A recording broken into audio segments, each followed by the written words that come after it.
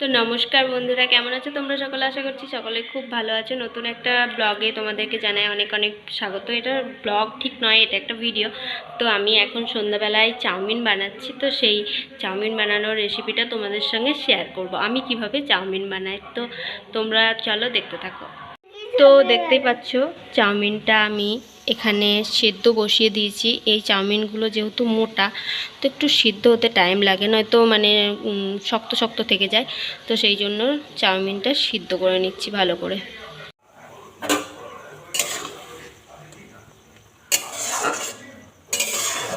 তো চাউমিনটা এখন সিদ্ধ হয়ে গেছে, এখন আমি জলটা ঝরিয়ে নেব। তো দেখতে পাচ্ছ এখানে আমি ঝুড়ির মধ্যে জলটা ঝরিয়ে নিয়েছি, আর এগুলোকে ঝরঝরে করে নিতে হবে একটু। আর এদিকে দেখো কড়াইয়ের মধ্যে সর্ষের তেল দিয়ে দিয়েছি। সর্ষের তেলটা গরম হলে আমি পেঁয়াজ আর লঙ্কা কেটে রেখেছি, ওটা ভেজে নেব। আর এখানে আমি বেশি সবজি দিইনি, কেননা বাঁধাকপি আবার আলু টালু মানে যা যা সবজি থাকে দেওয়া যায়, কিন্তু আমি সবজি দিইনি, এখানে অল্প করেই করব। আর যেহেতু আমি আর আমার শ্বশুরমশাই খাবো, তো আমার বর যদি চলে আসে বাড়ি, তো ও একটু খাবে। আর শাশুড়ি মা বাড়িতে নেই, তো অল্প করেই করব, বেশি করব না। আর না হলে আমি সবজি দিতাম, বাঁধাকপি তারপর সবজি বাড়িতে ছিল দিতাম। তাছাড়া এমনিই করছি, মানে পেঁয়াজ দিয়েই করছি শুধু।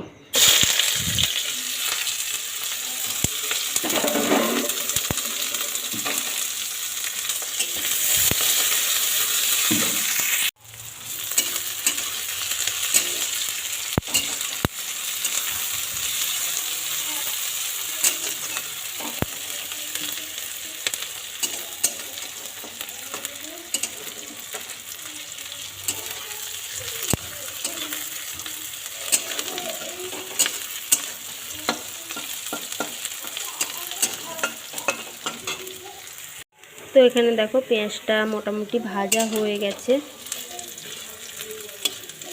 এবার এর মধ্যেখানে আমি একটা ডিম দিয়ে দেব।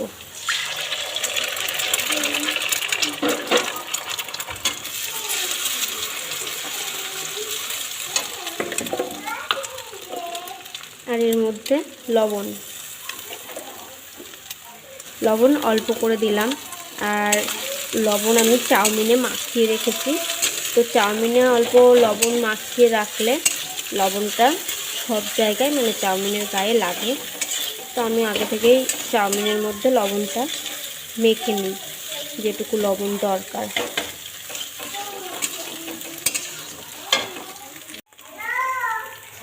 তো দেখো এটা ভাজা হয়ে গেছে।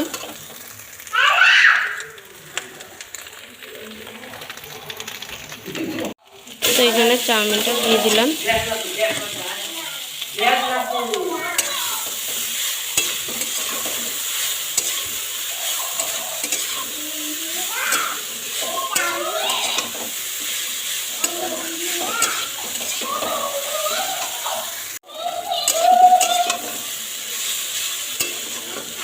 তো এটা একটু ভেজে নেব।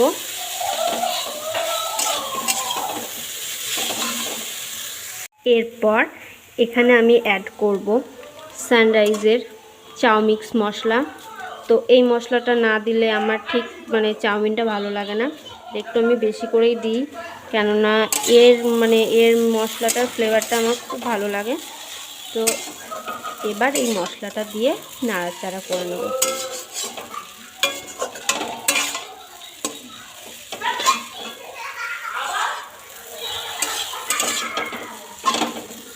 তো বন্ধুরা দেখতে পাচ্ছ এখানে কিন্তু আমার চাউমিন একদম কমপ্লিট হয়ে গেছে, আর দেখো দেখতে কতটা সুন্দর লাগছে।